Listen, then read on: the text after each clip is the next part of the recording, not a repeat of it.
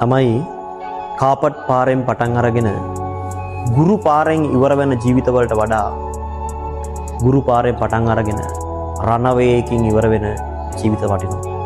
ඒක නිසා අපේ ආරම්භය අමාරු වෙන්න පුළුවන්. දුෂ්කර වෙන්න පුළුවන්, පට්ට කටුක වෙන්න පුළුවන්. සැරෙන්න එපා. රණවේයකින් ජීවිතය අවසන් කරන්න අරමුණු කරගන්න. ඒක පට්ට. ලස්සන හිනා වගේ දැස්වල දිස්නේ මේ හිත කරා පිස්සි මොහොතක් ගන්නෙ